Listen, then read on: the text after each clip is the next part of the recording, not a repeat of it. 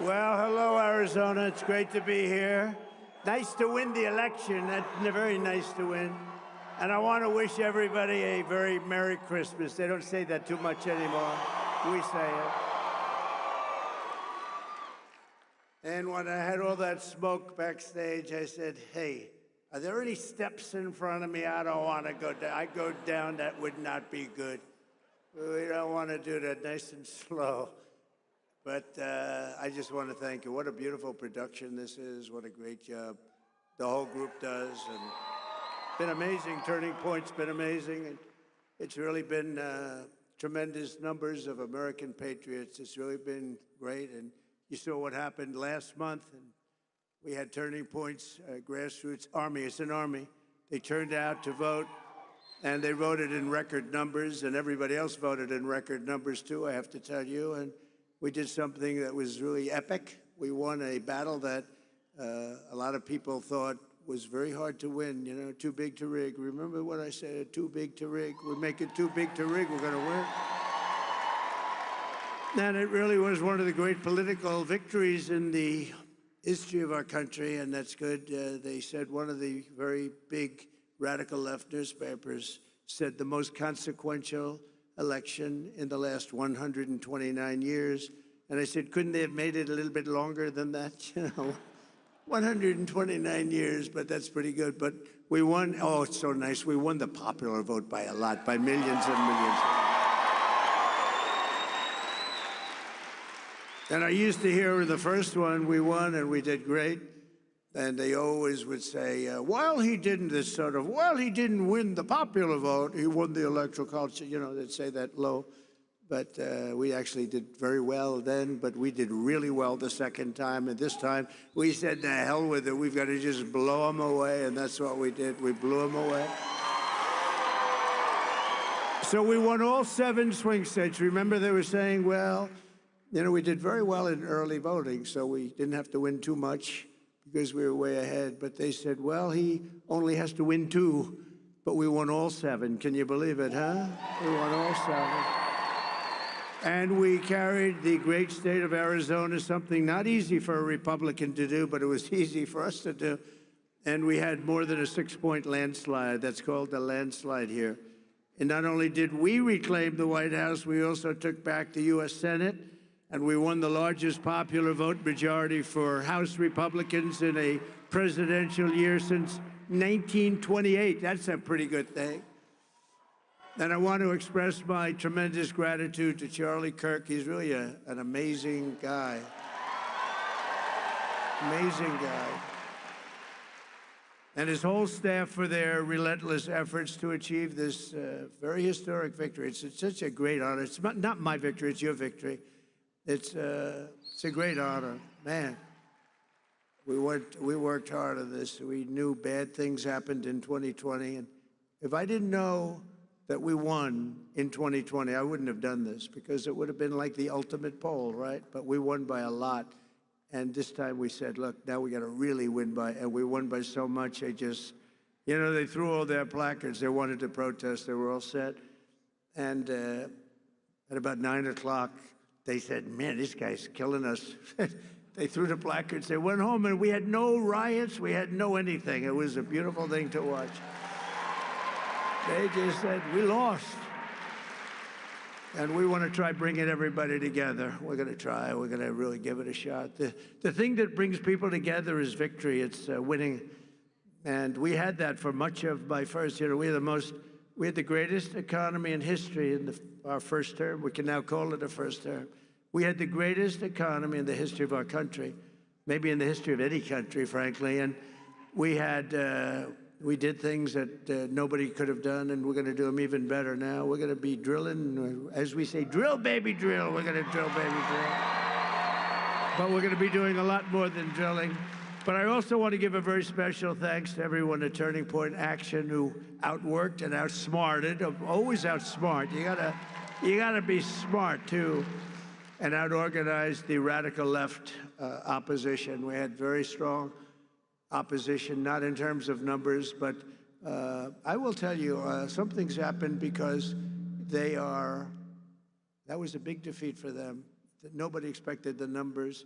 you know what happened? The pollsters went around, and whenever anyone said, it's none of your business, they say, who are you voting for, or who did you vote for? They said, it's none of your business. And sometimes they said much tougher language than that, but I'm not going to get into that because I'll get in big trouble on the home front. And with Franklin Graham, please, sir. He says, please, sir, please don't use foul language. You speak so beautifully. You can do just as well. Actually, it doesn't work quite as well, but that's okay. It's just emphasis. But when they said, essentially, it's none of your business, that was a Trump vote. And they had the highest numbers of people that said that because they don't trust the press, et cetera. And we had the highest numbers, and that's why the polls showed us winning, but not winning in a landslide like we did. And we sort of knew that was going to happen. We could tell by the rally signs. Look at this. Here we won. There's no reason except celebration, but that's not a bad reason, is it? And look at the crowd. They have 7,000 or 8,000 people standing outside. They can't get in. Would anybody like to give up their seat, please? Huh? You know, doing this for years, I don't think I've ever had anyone say, yes, yes, I'll give it up. Just one person, nobody. The Democrats and the media said that Turning Point could never run a ground game. They weren't experienced. They didn't know Charlie, right? But when the ballots came in, the other side really didn't know what the hell hit them. They got hit hard. The victory was such an outstanding one, such a big one. And the other side now, and we don't want this. We want people to be happy and healthy. But they did. They lost their confidence. If you watch television now, they're all befuddled. They don't know what the hell happened. They're befuddled, to use quite a nice word that my mother used to use years ago, talking about somebody that's a mess. But they did. They've lost their confidence, and hopefully they'll lose it for a long time and then come over to our side because we want to have them. We want to have them. And we're going to have some inauguration on the 20th. We're going to have something. It's going to be great. Going to be great. But something happened also in the election. All 50 states shifted toward the Republican Party, every single one of them. And together we won the largest share of African-American voters of any Republican in modern history. Actually, in history. We won more Hispanic-American votes than any Republican ever, and we won the vote. We won the Latino men. Who's a Latino man? Do we have any Latino men? Now, you're not a Latino man. Very beautiful woman, but a man you are not. Of course, nowadays, who the hell knows? But we won the Hispanic, I call Hispanic. I always said, do you like Latino or Hispanic? Let's go. Let's do a free poll. Who likes to be called Latino? Okay, that's what's always happening. Listen to this. Who likes to be called Hispanic? Not as good as usual. But we won half of all voters aged 18 to 29. There's never been anything like that. We won by 36 young people. And we got the highest share of youth vote of any Republican ever before in history. And we had great people. You know, my son Barron said, Dad, you got to see this one, that one, this one. He said he likes Joe Rogan a lot, too. He said, you got to see Joe Rogan. Dad, you got to do an interview with these people. And he is a sort of a feel for young people. I guess that's a nice thing to have when you're young. But he has a feel for it, and it was amazing. So we got the highest vote ever for a Republican candidate. We won by 36 points with young people. That never happens. A Republican loses by 36 or 40. So I'm going to have to start thinking about TikTok. I think we're going to have to start thinking. Because, you know, we did go on TikTok, and we had a great response. We had billions of views, billions and billions of views. They brought me they brought me a chart, and it was a record, and it was so beautiful to see. And as I looked at it, I said, maybe we got to keep this sucker around a little while, you know? Who wants to? Oh, look, I see Sheriff Joe. Sheriff Joe, could we use you on the border? Stand up. Sheriff Joe, look at that. He had no problems with the border. You could straighten your border out in 2 minutes. We'll put Sheriff Joe over there. And and you're looking good, Joe. You're looking good. And we miss your wife, right? Your great wife. She's up there proud as hell of you. But he had no border problems. You didn't have any border problems. And we'll do that very shortly for you. We're going to have, you have a governor that doesn't know what the hell she's doing. You have people that don't know what they're doing. And we're going to change it because your border is a disaster. Your border is a disaster, what's going on. And you just have a few days to wait. We're going to be fully operational, I would say, by about 2 o'clock on the 20th. 20th of January. With your help, we gained 23 points with voters under the age of even 25. Think of that. We gained 23 points. And in the election of 2024, our movement not only won a mandate, but we built new American majorities all over the place and will define our country's future. I believe it's going to define our country's future for generations to come. That's going to happen. It's, you know, there's some people called up that are great people, actually, great business leaders called, a lot of them. And some of them weren't exactly on my side, but they're on my side now. But they said there's a light over not only the country right now, but over the entire world. And it is happening. And we want to get some of these, wars that would have never happened, like Russia, Ukraine would have never happened. Israel would have never been attacked, would have never happened.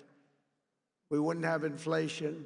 We wouldn't have had that Afghanistan horror show, that horrible, the way we left, leaving billions of dollars of equipment behind and 13 soldiers. And, you know, nobody ever mentions, and I mention because I love them, and they're all watching right now.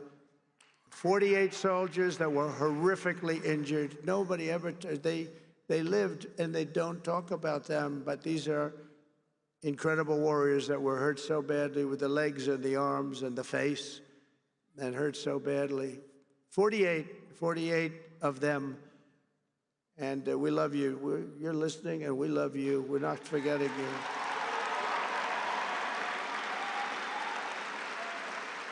And for all of us standing before you today, I can proudly proclaim that the golden age of America is upon us. It is. It's going to be a golden age. There's a spirit that we have now that we didn't have just a short while ago. Sadly, we didn't have. Well, who the hell can have spirit? Watching women get beat up in a boxing ring? I don't think that's spirit, right? We're going to end that one quick. We're going to end it very quickly. We're going to end that one very quickly. Since the election, the stock market has broken one record after another. The biggest gain of stock market after an election in history. That's a good sign. In a single month, small business optimism soared 41 points, which is a record. That's a record. Bitcoin has surged to an all-time record high of $108,000. Congratulations. Congratulations. And just last week, in an overwhelming statement of confidence in our leadership, the CEO of SoftBank, a very highly respected man in Asia, Masayoshi Son, you probably saw it, announced that he will be investing, and only because I won the election, he made that clear, only because he has confidence in the United States, between $100 billion and $200 billion. And he's going to be investing. It's equal to about 100,000 jobs at least. And all over the world, people are investing now. They're starting the investments, and it's going to be a beautiful thing with the jobs. But they're calling it the Trump effect because even before taking office, we're already bringing in the jobs and opportunity and safety and common sense back to the USA. We're bringing common sense back. Maybe that's the most important thing. I think common sense is the most important thing, but not only are we seeing it at home, but we're seeing it abroad as well. The European Union is suddenly talking about buying vast quantities of natural, beautiful natural gas. It is beautiful, and it's very inexpensive. It's a lot less expensive than windmills all over the place. A lot less expensive. But I've informed Mexico and Canada that they will have to step up and stop the illegal aliens and illegal drugs from pouring into our country. Have to stop. And that goes for the European Union, and it goes for many other places. European Union's treated us very, very badly. We have hundreds of billions of dollars with deficits. They don't take our cars. They don't take our agricultural product, but we take theirs. And they've got to be careful. They can't treat us that way. They're not going to be treating us that way for long, that I can tell you. Because we're not going to let them turn the United States into a dumping ground. We're not going to let it happen. We pay Canada in subsidies and deficits over $150 billion a year. And you say, why are we doing that? Why are we paying Canada $150 billion? Essentially, we're paying Canada, and we love Canada. I have so many friends. I love Canada. I love it. But why are we spending $150 billion on Canada? Yet Canada allows people and drugs to flood in through our northern border. You know, we have a northern border that's not doing so well either. Likewise, people are coming in from Mexico in numbers that have never, ever been seen before. We had 21 million people come in over the past 4 years. Think of that, 21 million people. And you see a lot of these people should not be here. They come from mental institutions and prisons from all over the world, not just South America. Hundreds of thousands more are racing to get across before January 20th. You got to see it. And I was very strong with Mexico. I spoke to the new president, who was lovely, wonderful woman, and President Sheinbaum, wonderful woman, actually. But I said, you can't do this to our country. We're not going to take it anymore. You can't do it. But I've informed Mexico that it just cannot continue. We're not going to let it continue. The United States has lost 300,000 people a year. Think of that. I don't know. I mean, how many people, everybody you meet said, I lost my daughter, I lost my son to drugs, to fentanyl, mostly to fentanyl, but to drugs. Families are being destroyed, and we're going to stop it. We're not going to let that happen. And we're also going to be doing something that's, I think, going to help a lot. We're going to do very big advertising campaigns, just like a campaign for running for president. We spend a lot of money, but it'll be a very small amount of money relatively. We're going to advertise how bad drugs are for you, how bad they are. They ruin your look, they ruin your face, they ruin your skin, and ruin your teeth. If you want to have horrible teeth, take a lot of fentanyl.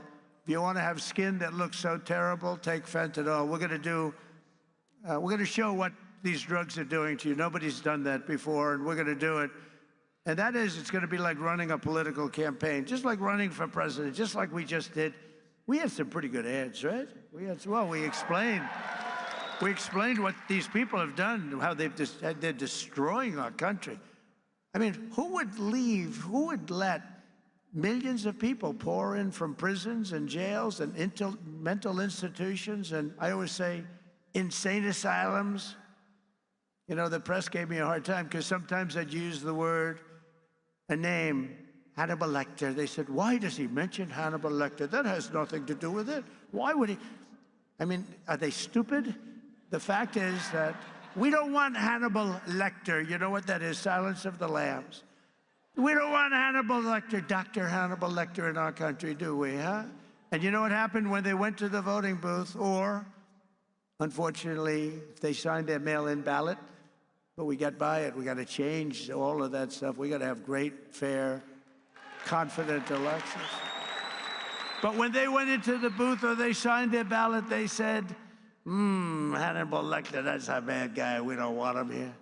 They knew that. They didn't like that. They didn't like that I used him because it's a good It's a very good example. It's like incredible, incredible what they do. We need borders, we need fair elections, and we need a free and fair press.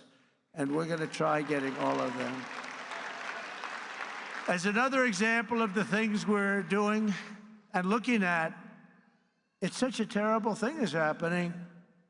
The Panama Canal is considered a vital national asset for the United States of America due to its critical role, American economy, the whole world economy, and also national security. The Panama Canal. Has anyone ever heard of the Panama Canal? Because we're being ripped off at the Panama Canal like we're being ripped off everywhere else. A secure, he just said, take it back. That's a good idea. Where do you come from, sir? He doesn't come from Panama. Oh, yeah, good. A secure Panama Canal is crucial for U.S. commerce and rapid deployment of the Navy from the Atlantic all the way to the Pacific. It's an incredible thing, and drastically cut shipping times down to U.S. ports by days and even weeks. The United States is the #1 user of the Panama Canal, with over 72% of all transits heading to or from U.S. ports. Think of that. So we built it. We're the ones that use it. They gave it away. Considered one of the one of the great wonders of the world. The Panama Canal opened for business 110 years ago and was built at huge cost to the United States, and it really is big when you consider the lives and the treasure, the equivalent of $1.2 trillion today. You don't hear those numbers. 38,000 American men, almost all men, they went there to be construction workers and dig. They were diggers, and they were brave. 38,000 men died from infected mosquitoes in the jungles of Panama during the construction period. Think of that. We lost 38,000 men. Teddy Roosevelt was president of the United States at the time of its building and understood the strength of naval power and trade. When President Jimmy Carter foolishly gave it away for $1. During his term in office, it was solely for Panama to manage and not for China or any other country to manage. You see what's going on there? China.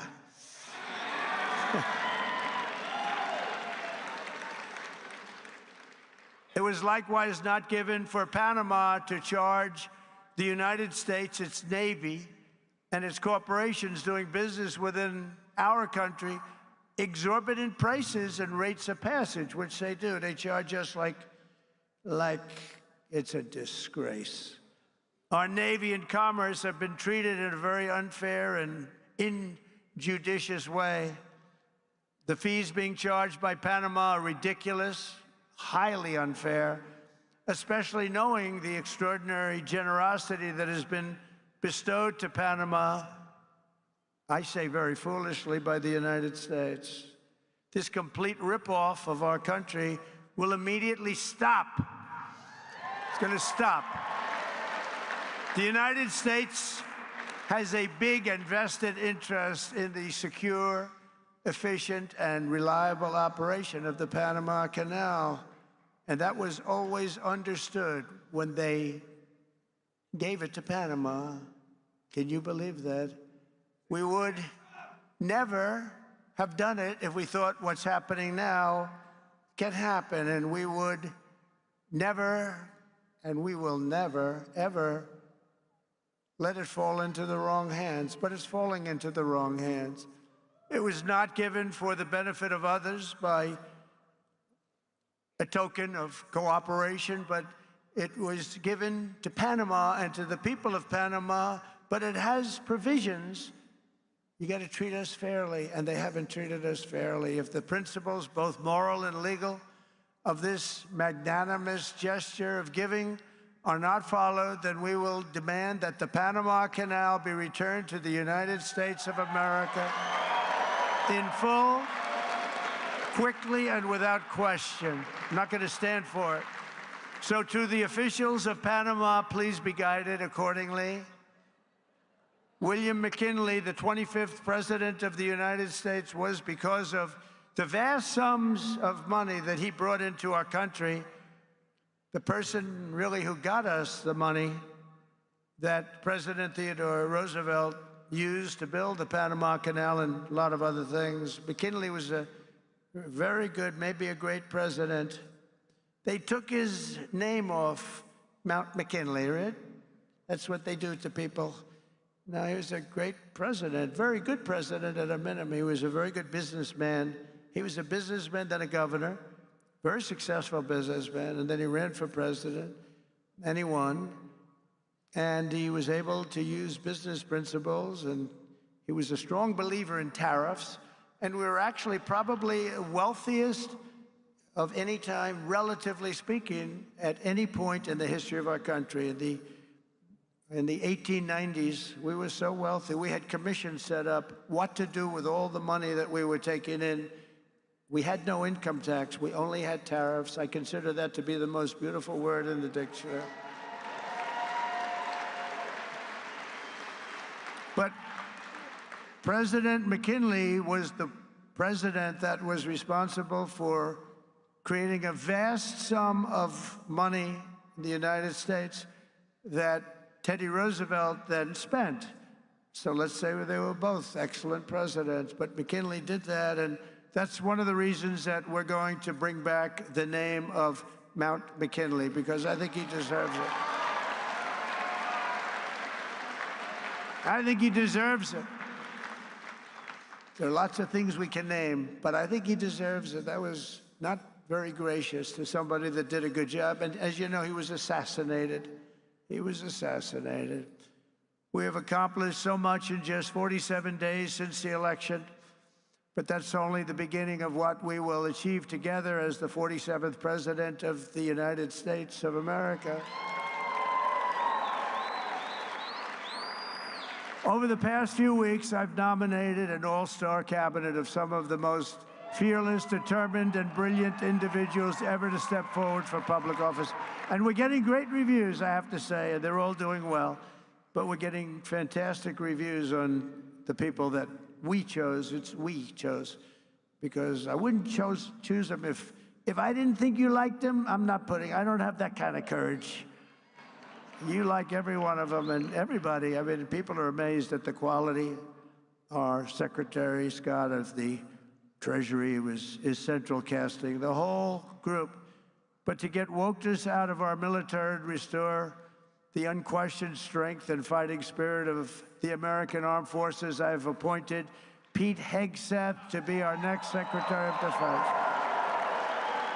He's going to be great.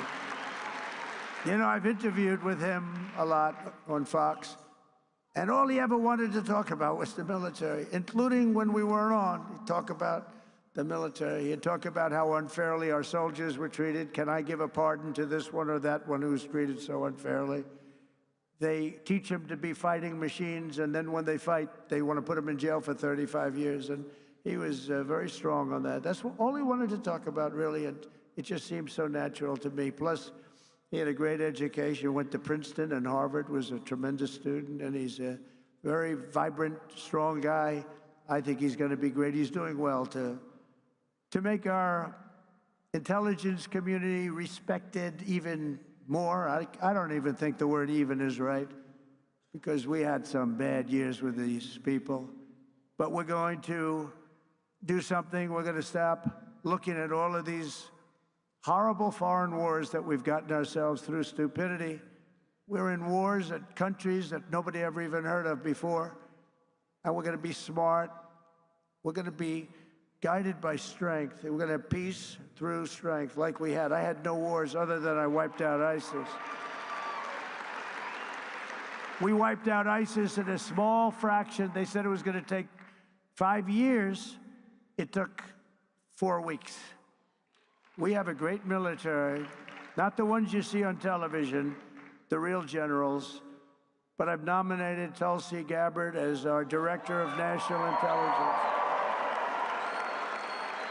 And to be our next Secretary of Health and Human Services, I decided, look, something's going on here.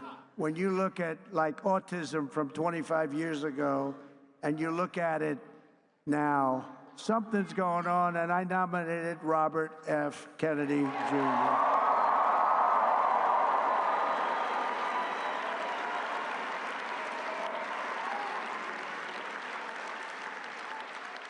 Think of it. Think of this. 25 years ago, autism, 1 in 10,000 children. Today, it's 1 in 36 children. Is something wrong? I think so. And Robert and I and all, we're going to figure it out. But did you ever hear numbers like that? Something's wrong. Something's wrong. Likewise, there's been a 25% increase in childhood cancer and a staggering increase in chronic diseases. So together, we're going to make America healthy again. We're going to make America healthy again. Something's happening. Something bad is happening.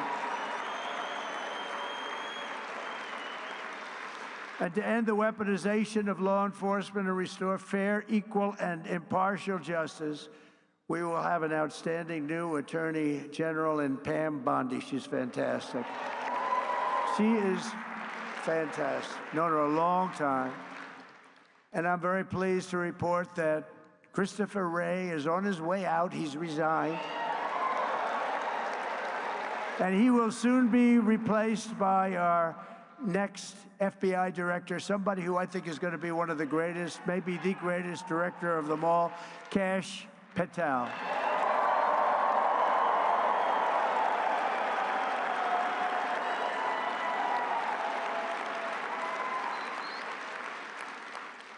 I campaigned on an agenda of delivering profound change to Washington, and last month the American people voted for change like they've never voted before, and in overwhelming numbers that nobody saw coming. I saw coming, because I think we all saw coming. When you went to the rallies, you saw that.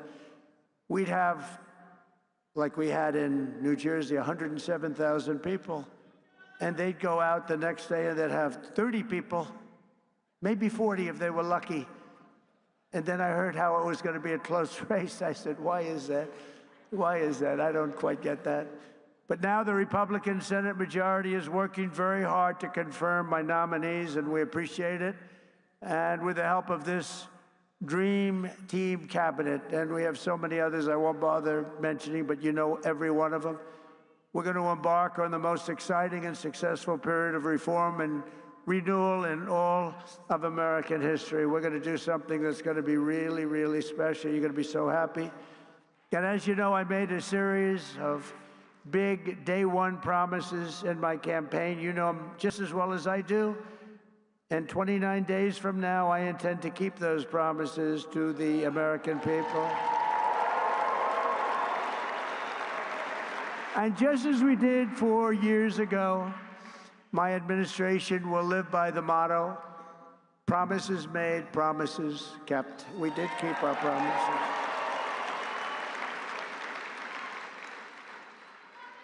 And there's a new hat, there's a brand new hat that's out. I saw it yesterday, the first time, and it's selling like hotcakes. It says, Trump was right about everything. And I don't want to brag, but we were right about just about everything,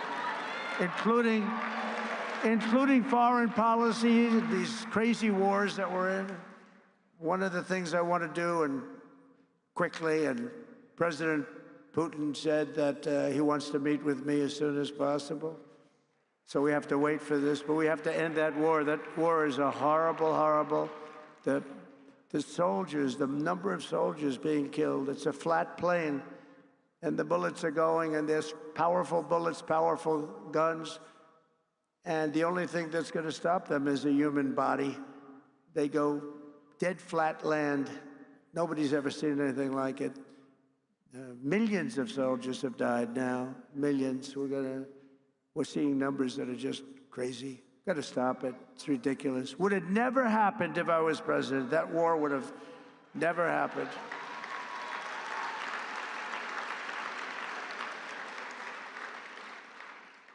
And October 7th, Israel would have never happened either. So much our country would be so different and the world would be so different. But it's not. So we have to make it great. We're going to make it great. We're going to do it as quickly as we can. On my first day back in the Oval Office, I will sign a historic slate of executive orders to close our border to illegal aliens and stop the invasion of our country. And on that same day, we will begin the largest deportation operation in American history, larger even than that of President Dwight D. Eisenhower. And as part of Operation Aurora, you know all about Aurora, how horrible that's been. Every single foreign gang and illegal alien member, all of this criminal network operating on American soil will be dismantled, deported, and destroyed. Going to get them out. Think of it. They sent their gang members to us. Busload after busload. We had an open border.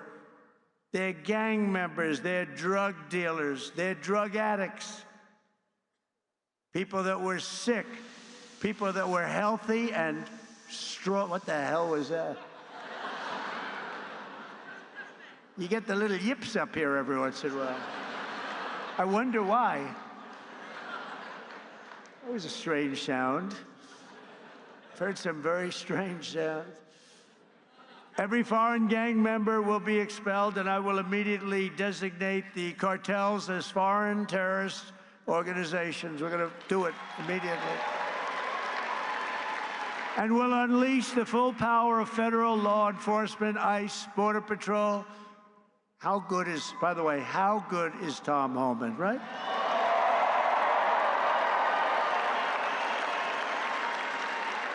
He's phenomenal. I've known him a long time. I'll bet you Sheriff Joe likes Tom Homan, right? Sheriff Joe, yes, yep. He goes, yep. The DEA, the FBI, the intelligence community, and financial sanctions to remove the migrant gangs and criminals that are killing and raping and maiming our citizens. We're going to get them out. We're going to get them out. We're going to get them out fast. We have no choice. We have no choice, by the way. I don't want to do that, but we have no choice. Last thing I want to do could have been so much easier. The election wasn't rigged. It would have been a much different thing. But this will show something. This is going to show how we do it and how good we are. You know, we showed how the opposite philosophy runs a country, and it wasn't good. They had an approval rating today. It was 14%. Nobody's ever had an approval rating of 14. That's the lowest approval rating. And we're going to have a very high, in fact, we already have a very high approval rating. We're way up, way, way, way up, higher than almost anybody, higher than anybody as of this morning. We will end the occupation, and January 20th will truly be Liberation Day in America. Is that okay? Liberation Day. And this great liberation will be in honor of all of the victims of migrant crime and all of the angel moms and angel dads who have lost their really incredible kids that, you know, they're going around for years and years. And I talk to them all the time. I know so many of them. And many of them are here. And we can just say, we love you, we're with you. They had so little help from the politicians on the other side. We're joined today by Patty Morin, the mother of Rachel Morin, who you know all about, a beautiful mother of 5 who was murdered by an illegal alien monster who entered our country under the open border policies of the Biden administration. Your borders are always not too good. Your borders are, that was not Tom Homan, I can tell you. But Patty, those days are over, and they will soon be over. I hope we're just not going to have, how can you say never again, but we're going to have as few as possible. It's going to be rough, and it's going to be rough on the ones that do that kind of damage to you and to our country. Where is Patty? Is she here someplace? I just want to thank her. Hi, Patty. Thank you very much. Thank you very much for being here. Appreciate it. Thank you, darling. Do you want to come up for a second, Patty? Huh? Do you want to come up? I had lunch with Patty, and she suffered greatly. I said, let me help you with your eyes, because I want to help her with her eyes. She has an eye situation that can be fixed with some medical help. Many of them can't be fixed. I said, Patty, get your eyes taken care of. I'll take care of it. Just get it done. I hope you got it done. Did you have them done yet? Did you have it done yet, Patty? That's great. Oh, you look good, Patty. Be careful.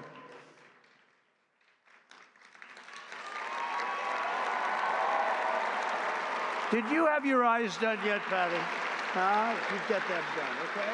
January. Oh, good, good. She's going to get them done in January. Good. Thank you. Go ahead. Thank you. The first time I met President Trump in person, he invited us to lunch, my attorney and I. And to be honest, I didn't do anything. I just sat there. I didn't really speak because I wanted to watch the man and listen to what he had to say and what his conversation was like, because I knew he wasn't a politician, but I knew that he had been president before, and I wanted to see if he was a real, authentic man who actually cared for the American people. And so I watched him. I watched how he interacted. I also watched how much his staff really respected him and how much his staff loved working for him. But the thing that changed the way that I looked at him as a person was I realized that he was a dad, that he was a grandfather, and when you spoke to him, you could see in his eyes that he genuinely cared about his fellow human being. But the thing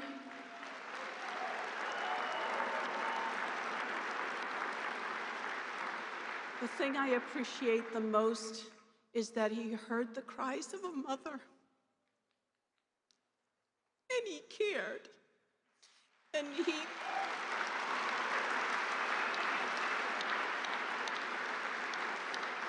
made a promise that he was going to protect us and that he was going to help us.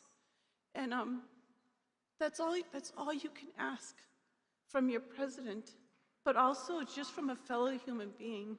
And so I personally, I am so honored to know this man and to think of you as a friend.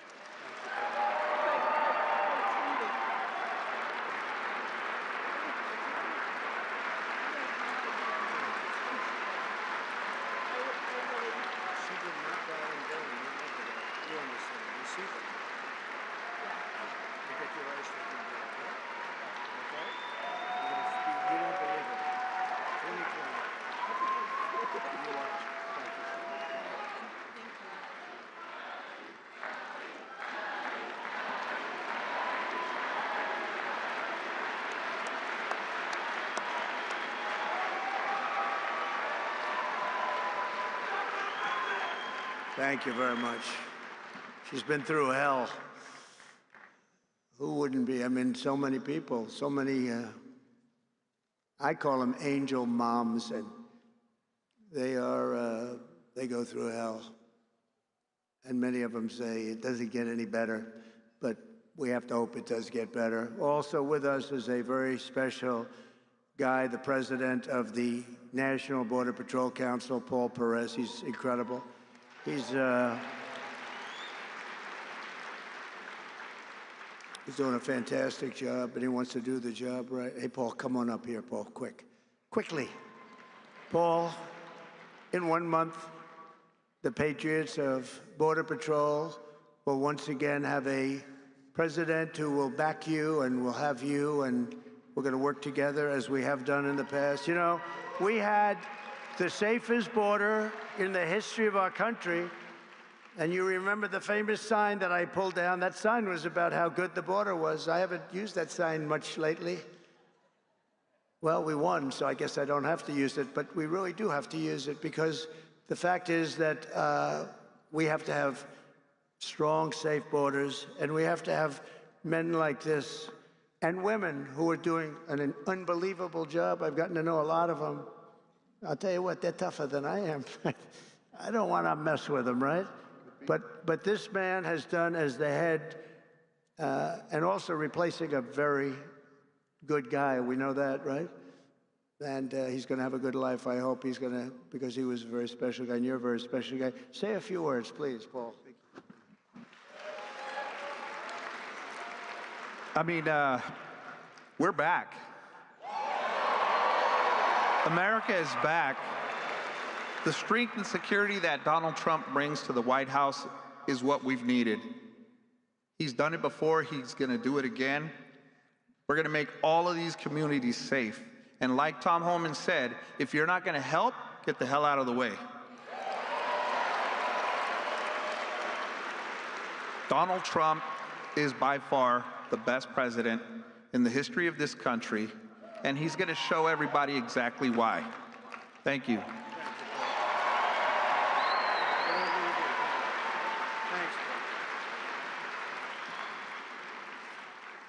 Thank you very much, Paul, and everybody, and Brandon Judd, and all of the people. They do such an incredible job.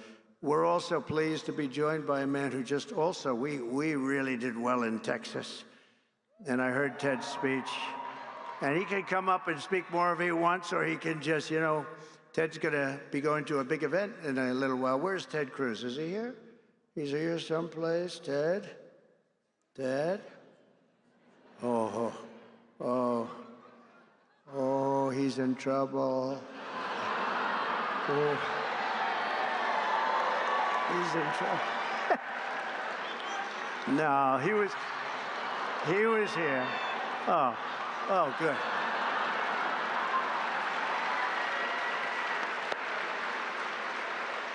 He's not in trouble.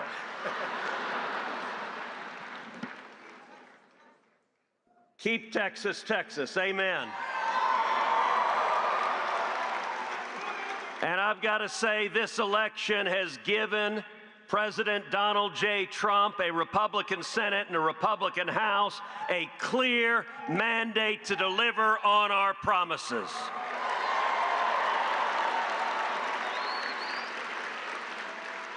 One month from today, President Trump will secure the border. We are going to bring back jobs. We are going to lower prices. We are going to protect American families. We are going to put criminals in jail. We are going to keep our kids safe. We are going to end foreign wars with victory. And I'll tell you, Mr. President, the results of this election, 7 battleground states, you won all 7. The people elected a Republican Senate and a Republican House to have your back, and we are going to deliver results.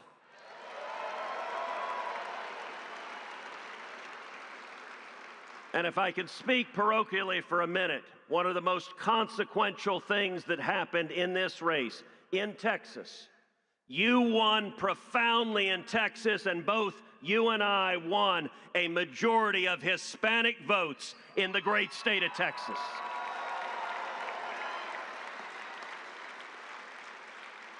That is unprecedented, that is generational change, and it demonstrates that we are going to protect our nation, we are going to bring our country back, and we are going to make America great again.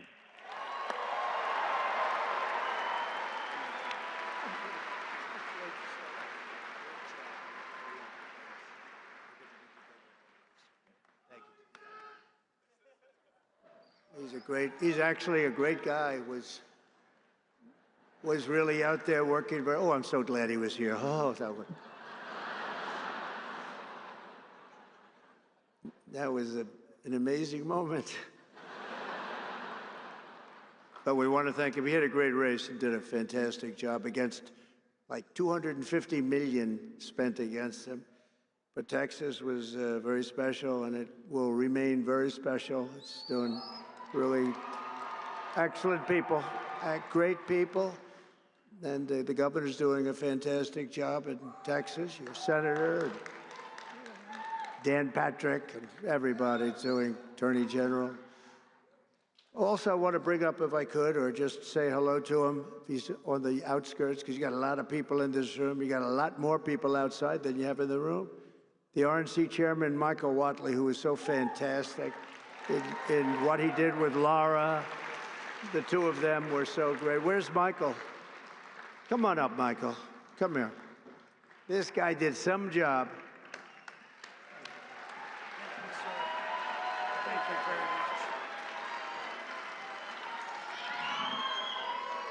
much. It takes three things to win in a battleground state.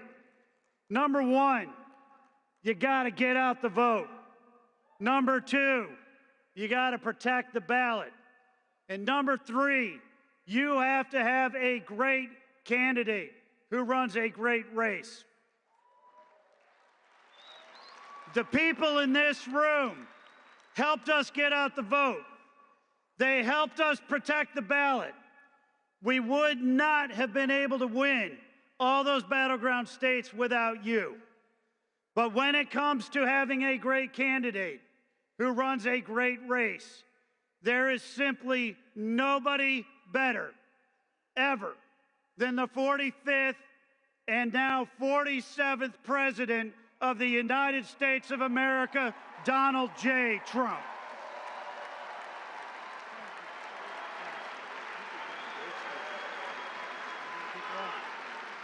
Thank you. Thank you very much. He really has, and Laura have done an incredible job. What a pleasure. They were fighting. They had so many lawyers. They were fighting the enemy like you wouldn't believe. I mentioned Tom Homan, but special, he's going to do so well. And a friend of mine who I haven't seen in a little while, Matt Gaetz, is here. Where's Matt? He's around here someplace. Matt Gaetz, who's got a big career set up. And just want to say hello to Matt. And Arizona GOP Chair Gina Swoboda. Wow, she is very, Gina, where's Gina? Because we're going to be backing Gina to run again. There she is, Gina. Gina, are you going to run again? Yes? Because if you do, you have my endorsement. So that should be good. Thank you. Thank you, darling. Great job you've done. A great professional golfer, a friend of mine. He's really a good golfer. Tom Pernice is here someplace. Tom, wherever you may be. Hello, Tom. Don't play him in golf. Play him in other things, but not golf. Trish Dugan is here, who is just a fantastic. Where is Trish? She's one of my great friends. Thank you very much. Has she helped? Trish has helped us so at a level that very few people can even dream of. So I want to thank you very much. Trish Duggan, please. Thanks. Where's Trish? Thank you, Trish. I think I see Carrie Lake. Is that Carrie Lake? Yes. Hi, Carrie. Stand up, Carrie. Hi.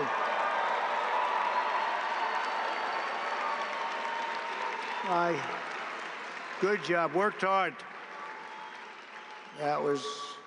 She's a good woman, and she's going to be doing something very big, maybe bigger. It's a big one that you have, so good luck with it. You're going to do well. Going to turn that around like nobody ever saw before, so thank you very much for accepting it. Sergio Gore, a friend of mine who's doing a fabulous job leading the presidential personnel. He's really working hard. Where's Sergio? He's around here someplace. Sergio, where is he? Hi, Sergio. Good job you're doing. We have some big announcements over the next few days, too, big ones. A great actor who's been with us for a long time when it wasn't fashionable. Rob Schneider. Rob.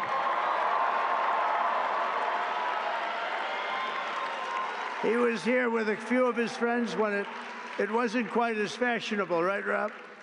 But you were here. Thank you very much. Great job you're doing, too. Karen Robeson. Where is Karen? Karen is here, and she's, I hear, running for governor. She's going to be running for governor. Where's Karen? Hi, Karen. Hello, Karen. Are you running for governor? I think so, Karen, because if you do, you're going to have my support, okay? You're going to have my support. A man that is very non-controversial, a very unique, he really is a unique person, but he doesn't like controversy. His name is Steve Bannon. Has anyone ever heard of him? Where's Steve? Hello. Hi, Steve.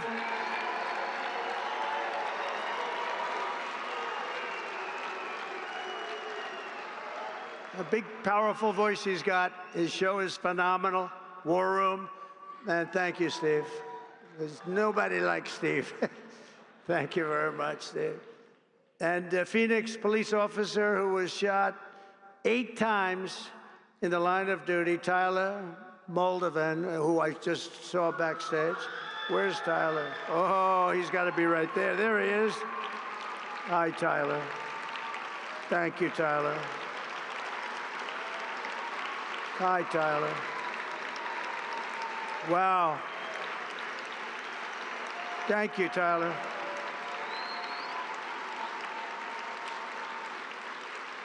Eight times. Can you believe that?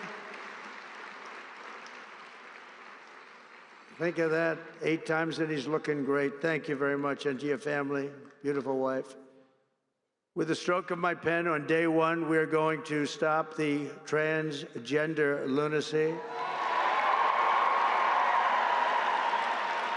And I will sign executive orders to end child sexual mutilation, get transgender out of the military and out of our elementary schools and middle schools and high schools.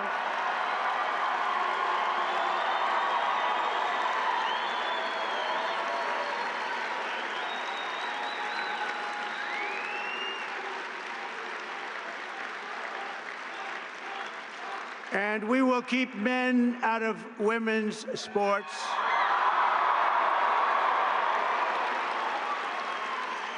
And that will likewise be done on day 1. Should I do day 1, day 2, or day 3? How about day 1, right? Under the Trump administration, it will be the official policy of the United States government that there are only 2 genders, male and female.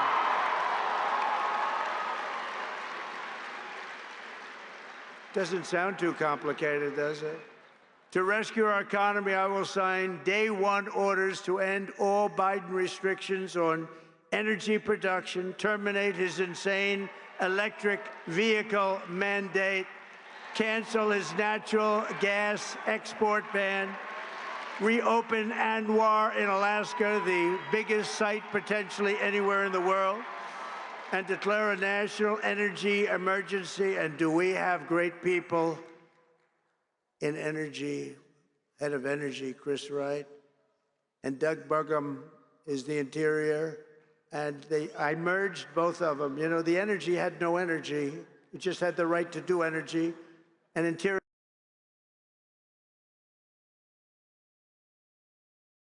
Great friends, they're both very talented people. We're going to have so much oil and gas and other things, you won't know what to do with it. You'll say, please, President Trump, stop. We have too much. The prices are going too low, sir. Remember, we were $1.84 a gallon gasoline. Wouldn't that be nice? I will direct every cabinet secretary to cut 10 old regulations for every new regulation. We'll be getting rid of a lot of. Last term, for me, we did something special. We cut more regulations by 4 times than any other president in history, and we're going to top that record. Some of those ridiculous regulations were immediately put back on, and they were just hurting our country. That's why we had the best job numbers ever, because of what we did with regulation. You know, we cut taxes more than any president in history, and we cut regulations more than any president in history. And when I asked the people that run the big companies, which is more important, cutting the taxes or cutting the regulations, every single one of them so far has said the regulations were more important for jobs and everything else. Who would think that? but I will order federal workers to get back to the office in person or be terminated from the job immediately. And we will create the new Department of Government Efficiency headed by Elon Musk.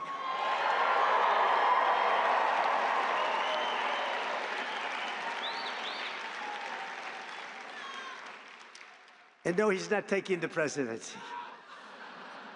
I like having smart people.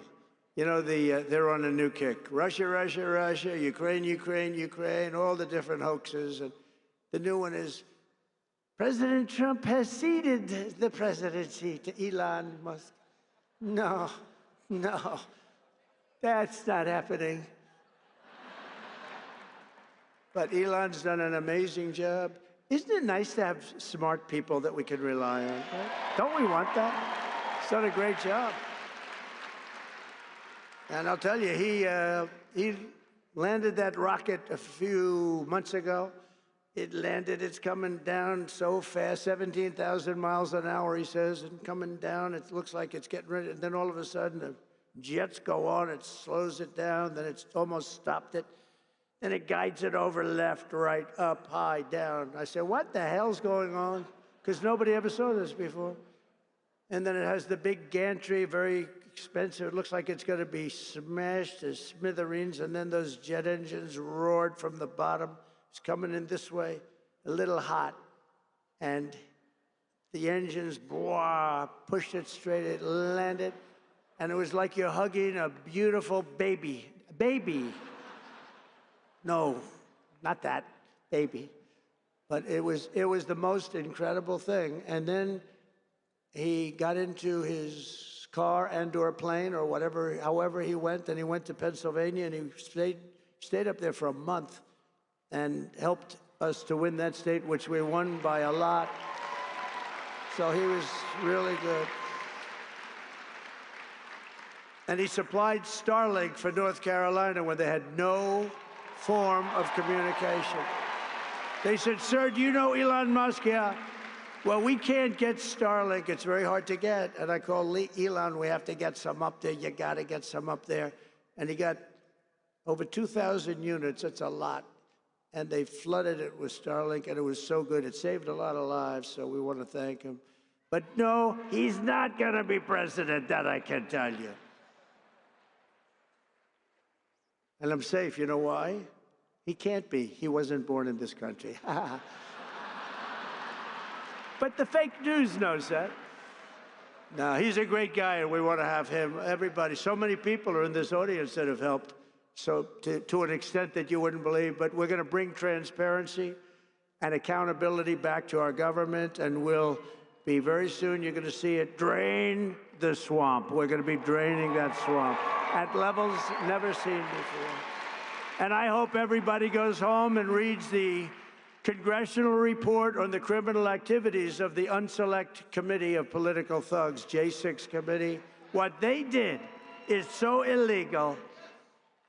And Congress has done a fantastic job on that. They just put out a report. They call it an interim report. It's brutal. On them, not on me, on them. And it's terrible. What they've done to this country is just absolutely terrible. But we'll end the left's campaign of racial discrimination and restore equality to our land and all over our land. And you see that happening so much with the vote and the kind of vote we got. Nobody ever expected anything like that. And I'll end all of the Marxist diversity, equity, and inclusion policies across the entire federal government immediately. And at the same time, we will ban these unlawful policies from we're going to ban them from the private sector as well. In America, we believe in the merit system, and now because of the major decision handed down recently by the Supreme Court, our country has again gone back to the merit system. That's what made our country great. And I want to just thank the Supreme Court, because that took a great deal of courage for them to do that. And some people were surprised by it, but that's what made us great. Merit made us great. I will direct our military to begin construction of the great Iron Dome missile defense shield, which will be made all in the USA, much of it right here in Arizona. You know, Ronald Reagan wanted to do it many, many years ago, but they didn't really have the technology. It's lucky that he didn't, because they didn't, but they have it now. We can knock a needle out of the sky. And as Commander-in-Chief, I will restore the proud and historic names of our great military bases like Fort Bragg. We're going to get them back.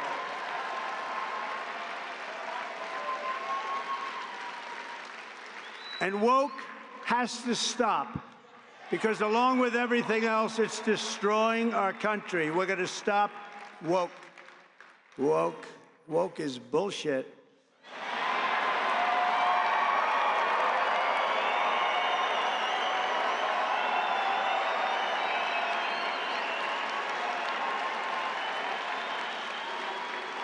As an example, in addition to the military bases, I understand they want to now rename 14 ships. We want to rename them. Some of these ships have had a great and glorious past. They want to take the name off and put another name down. Oh, I can imagine whose name they're going to put up. Not going to happen with me. It's not happening with me, I can promise you that. The actions I have described today are just a small preview of the common sense revolution, because that's what I call it, a common sense revolution that's coming soon to America, to a theater near you, right? But it's coming to you through your president, Donald J. Trump. The people have given us their trust, and in return, we're going to give them the best day one, the biggest first week, and the most extraordinary first 100 days of any president in American history. And in conclusion, on January 20th, the United States will turn the page forever on 4 long, horrible years of failure, incompetence, national decline, and we will inaugurate a new era of peace, prosperity, and national greatness. It's going to be national greatness. It will be something very, very special. And you could use a little of that, because you haven't seen any of it in 4 years. What's happened to our country is so sad. We're going to cut your taxes, end inflation, slash your prices, raise your wages, and bring thousands of factories roaring back to America and right back here to Arizona. Because when I agreed to do this, and I had to do it for Charlie, because he's special, but I said, Charlie, I'll do it, but this has to be also a real tribute to Arizona, because they gave us such a big win. And I said, I'll get in my plane at 4:45 in the morning, and I'll fly here, but we have to really acknowledge and take care of the people of Arizona, because you were fantastic. And I just want to thank you for that big win. Not an easy win. And we're going to build American, we're going to buy American, and we will hire American. I will end the war in Ukraine. I will stop the chaos in the Middle East, and I will prevent, I promise, World War III. And we're very close to World War III. We will crush violent crime. We're going to stop violent crime. We're going to have to be tough. Please get ready. You're going to have to be tough. We can't let this happen. Our cities are crumbling. And give our police the support, protection, resources, and respect they so dearly deserve. And I rebuilt our entire military at a level that it had never been. Unfortunately, we gave a big chunk of it to Afghanistan. You believe that one? What a terrible thing. But we will again rebuild those sections of our military that have been so badly hurt. Plus, we give so much of it away. You know, when I came in the last time, we had no ammunition. Can you believe it? I was greeted with a general, sir, we're very low, almost no ammunition. I said, keep it quiet. Let's not let the enemy know that. That doesn't sound too good. Steve Bannon would say, that's not a good thing. No ammunition is not good, right, Steve? And I built so much ammunition so fast, nobody's ever seen anything like it. We give a lot of our ammunition away, as you know. And we have to take care of ourselves. We have to protect ourselves. And we have to make our country great. We just can't keep doing what we're doing, especially when these wars never had to start. They never had to start.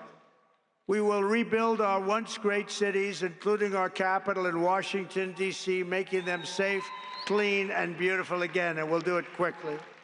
We'll teach our children to love our country, to honor our history, and to always respect our great American flag. We will get critical race theory and transgender insanity the hell out of our schools, and we're going to get it out of our schools very fast. I will defend religious liberty, I will restore free speech, and I will defend the right to keep and bear arms. And after years of building up foreign nations, defending foreign borders, and protecting foreign lands, we are finally going to build up our country, defend our borders, and protect our citizens. We're going to protect our citizens. And we will stop illegal immigration once and for all. It's going to stop. You're not going to have an invasion of our country any longer. That will stop in just a few very short weeks. We will not be occupied. We will not be overrun. We will not be conquered. We will be a free and proud nation again, a nation led by competent people, a nation that we can be proud of. We're going to be so proud of our nation. We already are. It's already happened. Remember what I said. There's new light all over the world, not just here, all over the world. Everyone will prosper. Every family will thrive. And every day will be filled with opportunity and hope. And will be filled with a thing called the American dream. You could have the American dream back. For the past 9 years, you and I fought side by side against the most sinister and corrupt forces on earth. And in our magnificent victory on November 5th, you showed them once and for all that this nation does not belong to them. This nation belongs to you. That's what happened. It was hardworking patriots like you who built this country. And in 2024, it was hardworking patriots like you who turned out and voted and saved our country. That's what happened. After all we have been through together, we now stand on the verge of the 4 greatest years in American history. We're going to make these the 4 greatest years in the history of our country. With your help, we will restore America's promise. We will rebuild the nation that we love, and we will do it very, very fast. That's what we want. We are one people, one family, and one glorious nation under God. We will never give in. We will never give up. We will never back down, and we will never, ever, ever, ever surrender. Together we will fight, fight, fight, and we will win, win, win. We're going to win a lot. And together we will make America powerful again. We will make America wealthy again. We will make America healthy again. We will make America strong again. We will make America proud again. We will make America safe again. And we will make America great again. Thank you very much. And thank you, Arizona. Happy New Year. Merry Christmas. Thank you very much. Thank you. God bless you all.